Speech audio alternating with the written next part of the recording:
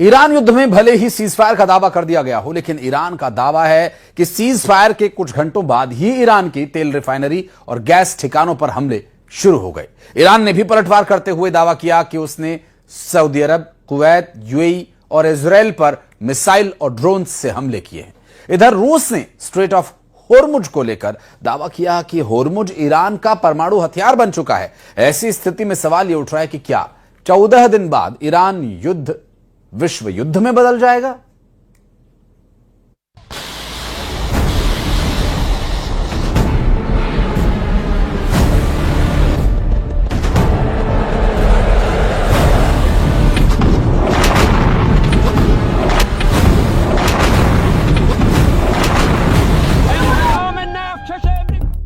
Cease fire की आड़ में सबसे खौफनाक युद्ध की तैयारी।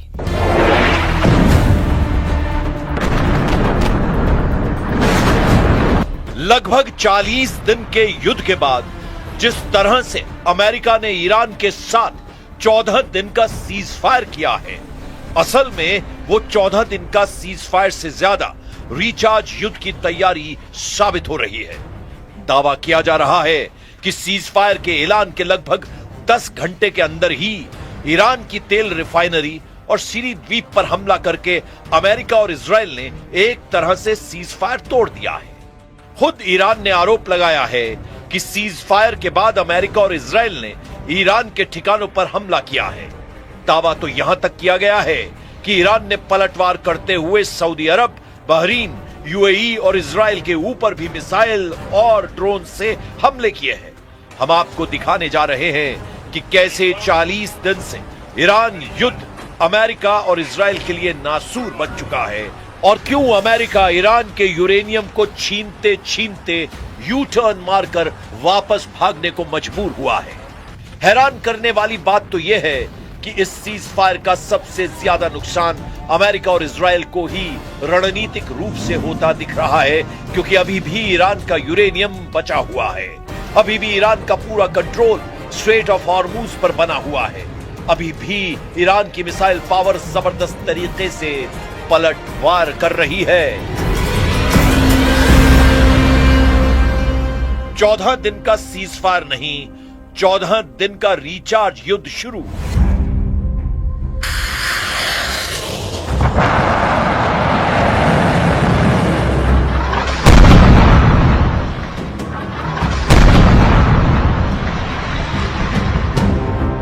क्या वाकई में 40 दिन तक ईरान पर हमला करने वाले अमेरिका और इजराइल 14 दिन के सीज फायर के बाद ईरान पर हमला नहीं करेंगे, या फिर इन 14 दिनों में अमेरिका और इजराइल नए सिरे से ईरान पर भीषण हमले की तैयारी करेंगे, या पश्चिम एशिया में मौजूद कतर, सऊदी अरब, बहरीन, यूएई, कुवैत में अमेरिका अपने एयर डिफेंस को मजबूत करने में इस्तेमाल करेगा।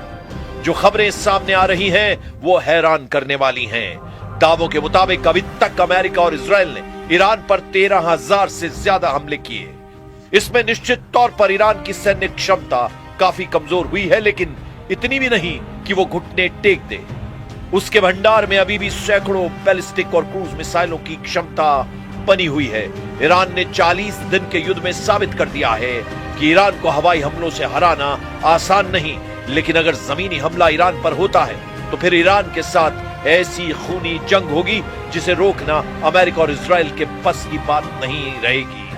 हम आपको दिखाते हैं कि कैसे 14 दिन के सीज फायर का फायदा अमेरिका और ईरान उठा सकते हैं। ये 14 दिन युद्ध विराम के कम और रणनीतिक तैयारी के ज्यादा लग रहे हैं। वर्तमान खुफिया रिपोर्टों और अंतरराष्ट्रीय मीडिया जैसे CSIS और ISW की रिपोर्ट के मुताबिक ईरान की नई युद्ध रणनीति और उसके अगले संभावित कदम कुछ इस तरह हो सकते हैं।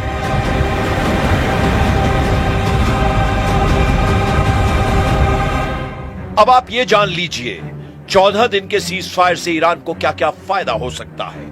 एयर डिफेंस मजबूत करना आसान होगा, मिसाइल स्टॉक रीऑर्गेनाइज करना भी संभव होगा। चीन और रूस से टेक्निकल और इंटेल सपोर्ट बढ़ाने में 14 दिन ईरान के लिए काफी शानदार साबित हो सकते हैं। वहीं अमेरिका और इजराइल के लिए भी 14 दिन का सीज फायर रिचार्ज युद्ध साबित हो सकता है। ईरान पर अगली स्ट्राइक लिस्ट तैयार करना आसान होगा। टारगेटिंग और इंटेल अपडेट करना आसान होगा। क्षेत्र में सैन्य पोजीशन मजबूत करना जैसे हॉर्मूज में मौजूदगी आसान हो जाएगी। वहीं ईरान अपनी बची हुई मिसाइलों को स्थायी ठिकानों की बजाय ट्रकों और मोबाइल लॉन्चर्स पर शिफ्ट कर रहा है। इससे इजरायली उपग्रहों के लिए उन्हें ट्रैक करना मुश्किल हो जाएगा।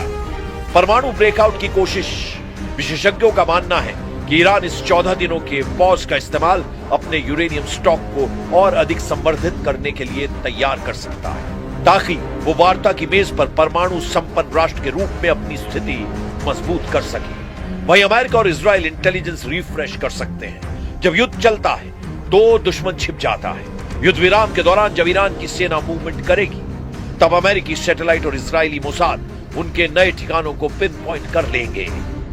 हथियारों के स्टॉक की भी बात कर लेते हैं। अमेरिका इजराइल को भारी मात्रा में बंकर बस्टर बम और इंटरसेप्टर मिसाइलें फिर से उपलब्ध करा रहा है, जो पिछले हमलों में खर्च हो चुके थे। अब 14 दिन में इसका दोबारा से रिचार्ज किया जाएगा। ये 14 दिन ईरान के नेतृत्व के भीतर डर पैदा करने के लिए है कि यदि वे 10 अप्रैल की वार्ता में नहीं झुके तो अगला हमला निर्णायक होगा। इसका डर दिखाया जा सकता है। इधर इन 14 दिन में ईरान सीधे युद्ध की बजाय अपने एक्सेस ऑफ रेजिस्टेंस जैसे हिजबुल्ला, हूथी और इराकी मिलिशिया को फिर से सक्रिय कर रहा है, ताकि इजराइल को कई मोर्चों पर उलझाया जा सके। ईरान हॉर्मुज को पूरी तरह से माइन यानी समुद्री बारूदी सुरंगों से भर सकता है। इससे न केवल तेल की आपूर्ति रुकेगी, बल्कि पश्चिम देशों के युद्धपोतों के लिए भी वहां से निकलना नामुमकिन हो जाएगा।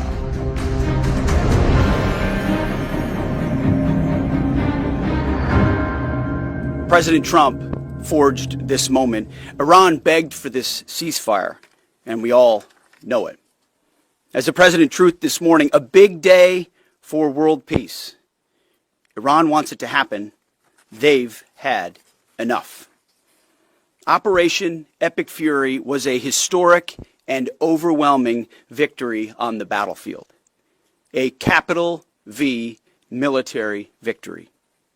By any measure, Epic Fury decimated Iran's military and rendered it combat ineffective for years to come.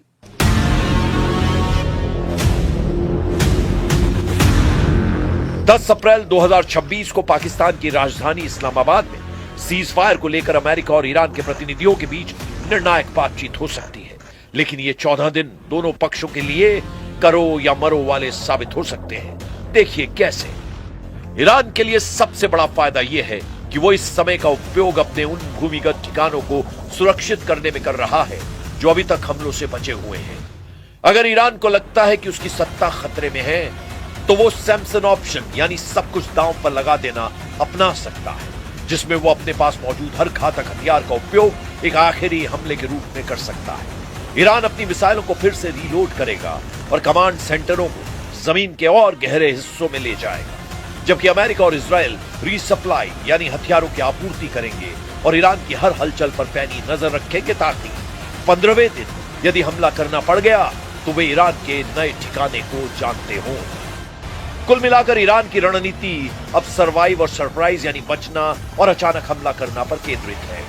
Iran दुनिया को यह दिखाना चाहता है कि वो झुक नहीं रहा है, बल्कि बस अपनी ताकत बटोर रहा है। इन 14 दिनों के दौरान ईरान अपने भूमिगत परमाणु केंद्रों को सुरक्षित स्थानों पर शिफ्ट कर सकता है या फिर अंतिम तकनीकी प्रक्रिया पूरी कर सकता है। अगर 14 दिनों बाद वार्ता विफल होती है तो ईरान दुनिया के सामने ये कह पाएगा कि उसने शांति की कोशिशें की, लेकिन अमेरिका की शर्तें परमाणु कार्यक्रम का पूर्ण उसकी संप्रभुता के खिलाफ थी। संभव है कि 10 अप्रैल के बाद चीन और रूस मिलकर ईरान के लिए एक नया सुरक्षा ढांचा पेश करें जो अमेरिकी वर्चस्व को चुनौती देगा।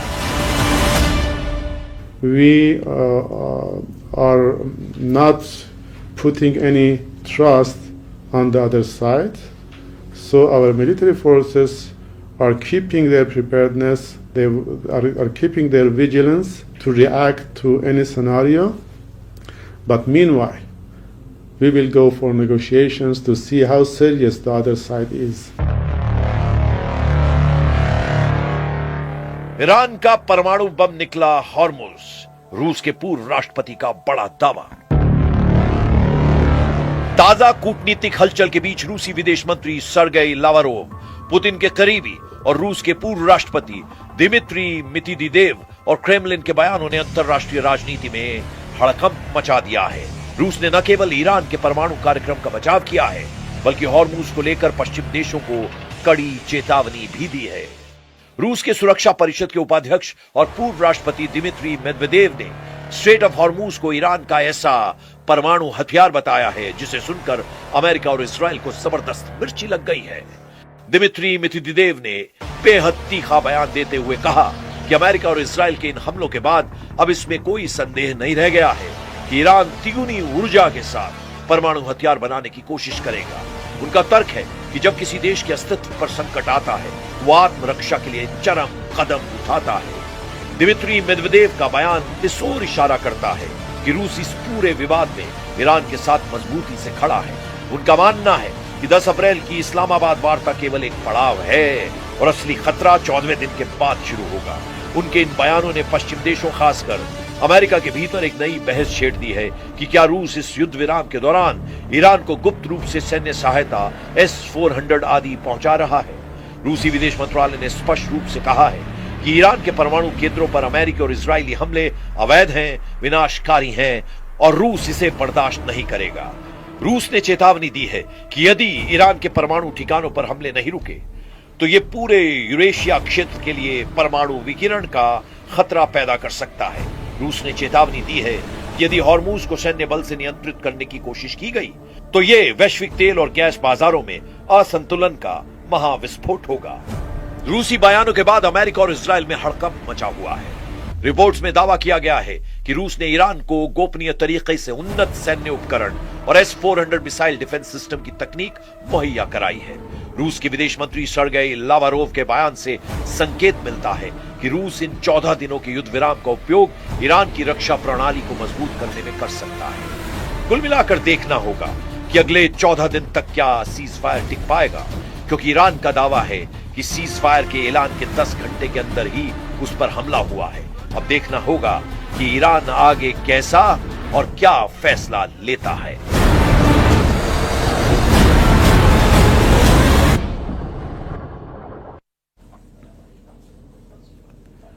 ईरान और अमेरिका में सीज फायर का ऐलान हुआ तो लेबनान में इजराइल ने नई जंग का आगाज कर दिया।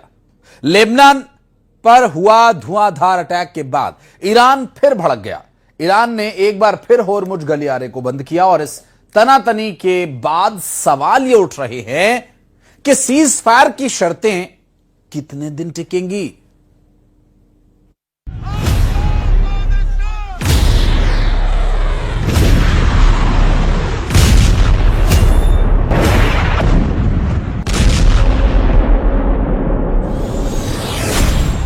जश्न मना रहा है ईरान, इजराइल में मातम।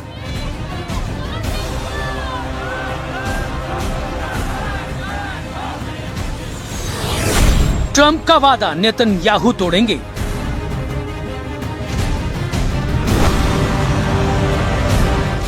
लेबनान की धरती एक बार फिर युद्ध के मुहाने पर है।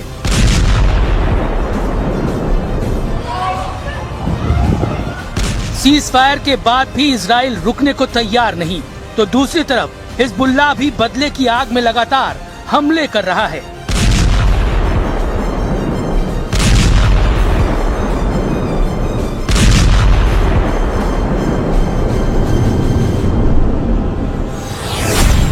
सवाल है, क्या ट्रंप के चक्कर में लेबनान हार रहा है इजराइल?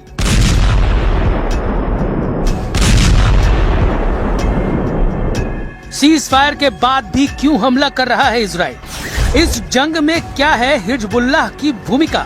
क्या लेबनान पर अटक गई है ईरान की शर्त? इजराइल के प्रधानमंत्री नेतन्याहू ने साफ कहा है कि यूएस ईरान के बीच 2 हफ्ते का सीज फायर लेबनान पर लागू नहीं होता। इसके जवाब में ईरान ने कहा कि तेहरान किसी भी डील को तभी स्वीकार करेगा जब इजराइल लेबनान पर हमले रोक दे।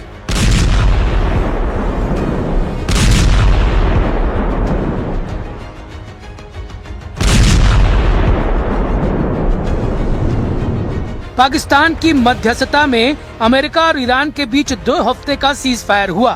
डील के तहत सीज फायर को सभी फ्रंट पर लागू करने का फैसला लिया गया, जिसमें लेबनान भी शामिल है।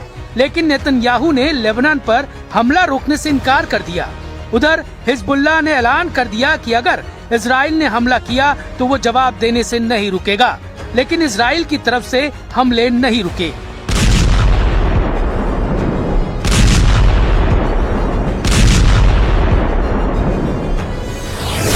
दक्षिणी लेबनान में इजराइल ने टायर और आसपास के इलाकों को टारगेट किया। सिडोन शहर को निशाना बनाया, जबकि बिन जब्बील के आसपास स्ट्राइक की। इससे पहले दक्षिण लेबनान में हिजबुल्लाह तक पहुंचने वाली मदद को रोकने के लिए इजराइल ने नितानी नदी पर बने ब्रिज को उड़ा दिया था। हिजबुल्लाह ने चेतावनी दी कि वो मध्यस्थ देशों को समझौता लागू कराने का मौका दे रहा है, लेकिन इजराइल ने हमले जारी रखे तो वो अगला कदम उठाएगा। इन चेतावनियों के बाद भी इजराइल के हमले नहीं रुके। लेबनान की मीडिया में दावा किया गया कि इजराइल ने बेरूत के इलाकों पर जबरदस्त एयर स्ट्राइक की है। बेरूत के दक्षिणी उपनगर दहिये को टारगेट किया गया। दावा किया गया कि operation roar of the lion के तहत लेबनान में आईडीएफ ने सबसे बड़े हमले को अंजाम दिया।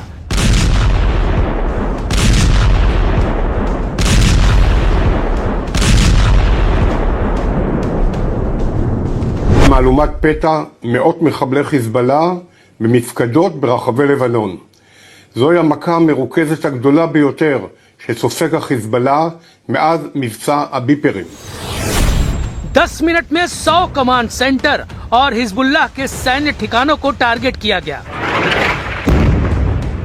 इसमें हिजबुल्लाह के इंटेलिजेंस हेडक्वार्टर और हमले की योजना बनाने वाले मुख्य ठिकाने भी शामिल हैं। दावा है कि हमले में हिजबुल्लाह की सबसे खतरनाक रदवान फोर्स और एयर यूनिट को टारगेट किया गया। ये वो यूनिट है जिसकी तरफ से इजराइल में मिसाइल और ड्रोन अटैक को अंजाम दिया गया। आईडीएफ के मुताबिक उनका एक्शन कई हफ्तों की प्लानिंग और सटीक इंटेलिजेंस पर आधारित था। यहाँ टेल अवीव है, यहाँ पे कोई सायरन नहीं हो रही है। नॉर्थ में जो है हो सकती है, लेकिन अभी कोई सायरन वहाँ पे नहीं बजी है, क्योंकि हिजबुल्लाह जब अटैक करता है तो अक्सर नॉर्थ इसराइल पे करता है, क्योंकि वहां पर जो भी है, खासतौर से किरियात शमोना का जो एरिया है वो बहुत ज्यादा प्रभावित हुआ है। वहां पे लोग जो है डिस्प्लेस हुए हैं, वहां पे लोग घरों में नहीं है। 10,000 से ज्यादा लोग जो है नॉर्थ से शिफ्ट हो चुके हैं। और दूसरी तरफ से लेबनान में भी काफी तबाही हुई है। 1.3 मिलियन पीपल यानी 13 लाख लोग जो है वो अभी तक बताया जा रहा है कि वो डिस्प्लेस हुए हैं। तो वहां पे जिस तरीके का ऑपरेशन चलाया जा रहा है, खासतौर से इस्राएली फोर्सेस की तरफ से, ऐसा लगता है कि शायद वो बहुत जल्द बंद नहीं होगा। हिजबुल्लाह इजराइल की सबसे बड़ी टेंशन है। यही ग्रुप है जो इजराइल के गाजा पर हुए हमले के बाद सबसे पहले एक्टिव हुआ था। अब वो इस ग्रुप को खत्म करना चाहता है, हिजबुल्लाह की ताकत को पूरी तरह खत्म करना चाहता है। लेकिन सवाल है कि हिजबुल्लाह को इजराइल से लड़ने की ताकत कहां से मिलती है। हिजबुल्लाह लेबनान का एक ताकतवर शिया मुस्लिम राजनीतिक और लड़ाका ग्रुप है। इसे ईरान का फुल सपोर्ट है।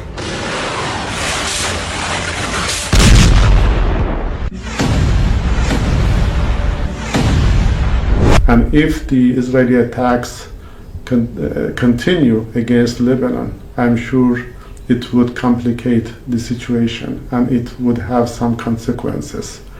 And we hope that everybody would observe the ceasefire in all its terms and aspects. Israel का दावा है कि वो आत्मरक्षा की लड़ाई लड़ रहा है। इजराइल ने हिजबुल्लाह को ईरान का प्रॉक्सी बताते हुए अपनी सुरक्षा के लिए खतरा बता दिया है। 2024 के सीज फायर के बावजूद हिजबुल्लाह ने हथियार जमा किए और फिर खड़ा हो गया। हिजबुल्लाह ने मार्च में रॉकेट दागकर इजराइल को दोबारा जंग में घसीट लिया। इजराइल का इरादा हिजबुल्लाह को पूरी तरह से हथियार विहीन करना है और यही वजह है कि इजराइल हिजबुल्लाह के rocket stock, command centre, financial network पर टूटा पड़ा है। इजराइल दक्षिणी लेबनान में सिक्योरिटी बफर जोन बनाना चाहता है ताकि 8 अक्टूबर 2023 जैसी स्थिति पैदा ना हो।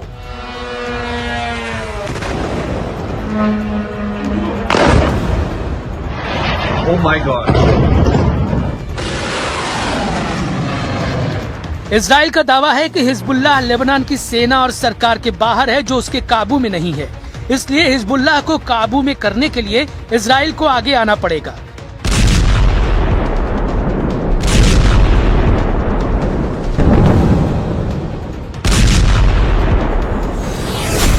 इजराइल ने अब तक हिजबुल्लाह के 3500 से ज्यादा टारगेट्स पर हमले किए हैं, जबकि 1000 से ज्यादा हिजबुल्लाह लड़ाकों को मारने का दावा किया है। इजराइल ने दक्षिणी लेबनान में कब्जे की लड़ाई को जारी रखने का ऐलान किया है। उधर हिजबुल्लाह ने भी अपना स्टैंड एकदम क्लियर कर दिया है। उसने कहा है कि वो ईरान का बदला ले रहा है। खमनेई की हत्या के बाद ये डिफेंसिव एक्ट था, लेकिन अब इजराइल लेबनान पर लगातार हमले कर रहा है, जिसका जवाब वो हर हाल में देगा।